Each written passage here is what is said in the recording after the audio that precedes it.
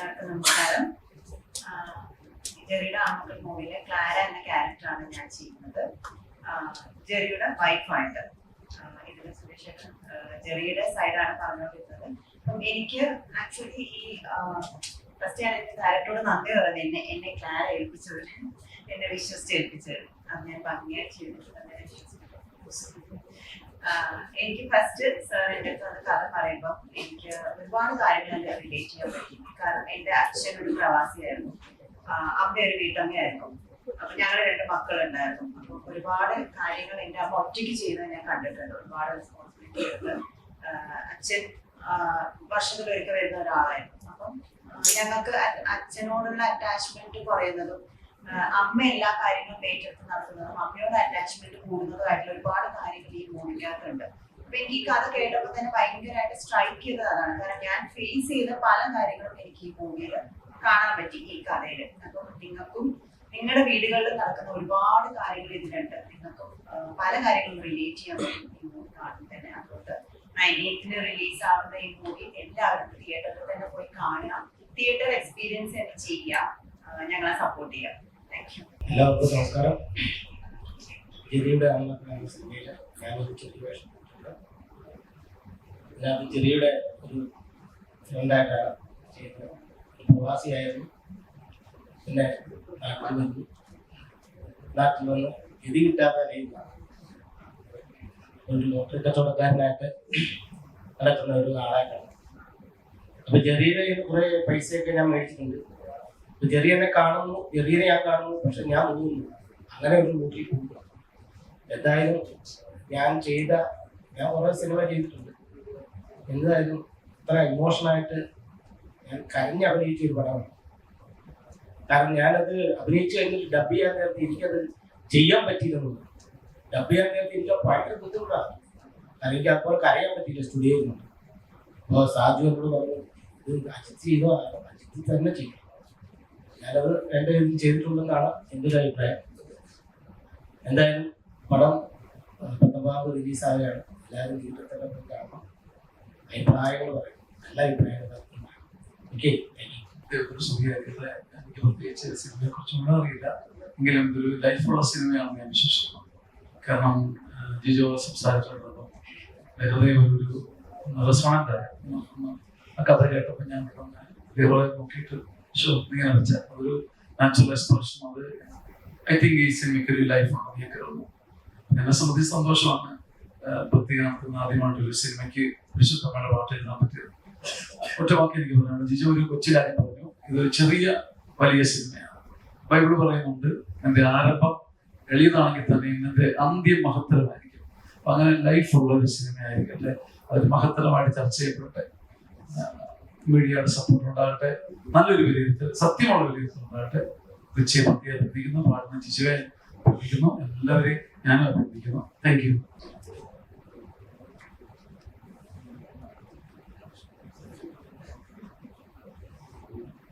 ആദ്യം തന്നെ ഭയങ്കര താങ്ക്ഫുള്ളാണ്.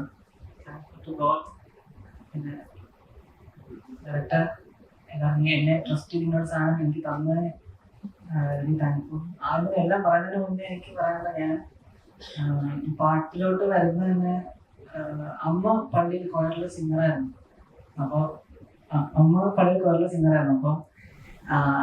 കുർബാന നടക്കുമ്പോഴൊക്കെ എന്നെ കൊയറിൻ്റെ അവിടെ കിടത്തി, അങ്ങനെ അവിടെ കിടന്നു കുഴപ്പമില്ല, അവിടെ കിടന്നു ഞാൻ തുടങ്ങി. പിന്നെ പയ്യെ ഇച്ചിരി ഹൈറ്റ് ആയപ്പോൾ കീബോർഡിൽ എത്തി തുടങ്ങി. അങ്ങനെ കൊയറിൽ ചെയ്തതാണ് വരുന്നത്. അപ്പോൾ ആ സമയത്തൊക്കെ ഏറ്റവും കൂടുതൽ ഞാൻ വായിച്ചിട്ടുള്ളതും പള്ളിയിൽ പെർഫോം ചെയ്തിട്ടുള്ളതും കേട്ടിട്ടുള്ളതൊക്കെ പാട്ട് ഷാജിചന്ദ്രൻ്റെ കുറെ പാട്ടുകൾ തന്നെയാണ്.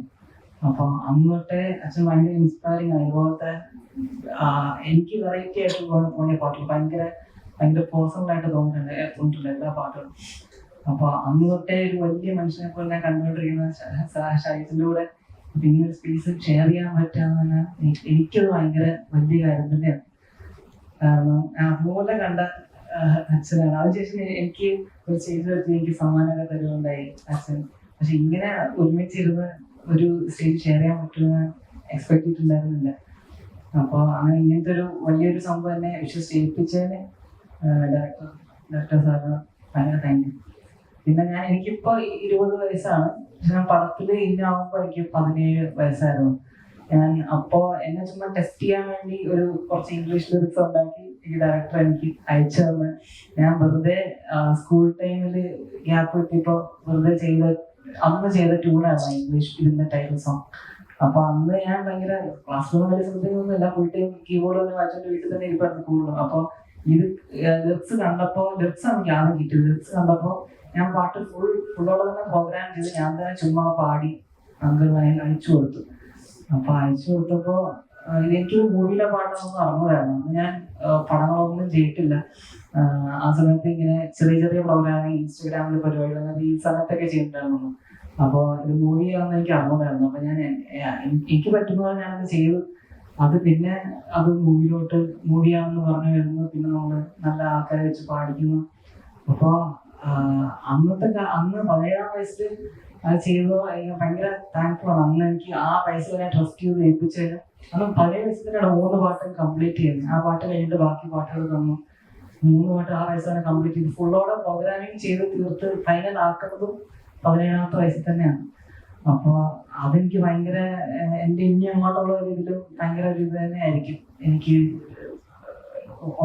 പറയാം 17-ാം വയസ്സിൽ നല്ല 3 പാട്ട് ചെയ്തത് ഞാൻ ഭയങ്കര എൻജോയ് ചെയ്താ ചെയ്തത്. ഇപ്പൊ കേൾക്കുമ്പോഴും ഭയങ്കര എടുത്ത എഫേർട്ട് നന്നായിട്ട് ഔട്ട് വന്നിട്ടുണ്ട്. മൂവിനെ പറ്റി എനിക്ക് ഒത്തിരി അറിയില്ല. ഞാൻ കുറച്ച് സീൻസ് പ്രിവ്യൂ സമയത്ത് കണ്ടുള്ളൂ, മിക്സിന്റെ സമയത്ത് ഞാൻ കണ്ടുള്ളൂ. അപ്പൊ എനിക്ക് അപ്പൊ കണ്ട അത്രയും ഒരു പാട്ട് വർക്കായ പോലെ നന്നായിട്ട് തോന്നി. ഇപ്പൊ 19-ാം തീയതി പടം കാണാൻ ഞാൻ ശരിക്കും എക്സൈറ്റഡ് ആണ്, എല്ലാവരും കൂടെ ഒരുമിച്ച്. അപ്പോ നന്നായിട്ട് ഞാൻ പ്രാർത്ഥിക്കുന്നു. എല്ലാവരും എന്നെ പോലെ ഉള്ള ഇതായിട്ട് വരുന്ന ആൾക്കാർക്ക് ഏറ്റവും കൂടുതൽ വേണ്ട സപ്പോർട്ടാണ്, ട്രസ്റ്റും സപ്പോർട്ടാണ് നിങ്ങളെല്ലാവരെയും. അപ്പോൾ ഡയറക്ടറിനെ ട്രസ്റ്റ് ചെയ്ത് എന്നെ ഏൽപ്പിച്ചു. ഇനി നിങ്ങൾ ട്രസ്റ്റ് ചെയ്യുകയാണെങ്കിൽ എനിക്ക് ഇങ്ങോട്ടൊരു ഫ്യൂച്ചർ ഉണ്ടാവും. അപ്പോൾ സപ്പോർട്ട് വേണം. ആദ്യത്തെ പരിപാടിയാണ്, സിംഗിളായിട്ട് ഡയറക്ട് ചെയ്യുന്ന ആദ്യത്തെ പരിപാടിയാണ്. പ്രോഗ്രാമിംഗ് ഒക്കെ ചെയ്യുന്നുണ്ട്, പക്ഷെ എന്റെ പേര് വെച്ച് മ്യൂസിക് ഡയറക്ടർ എന്ന് പറഞ്ഞാൽ ആദ്യത്തെ പടമാണ്. അപ്പോൾ very thankful for the support എല്ലാവരും.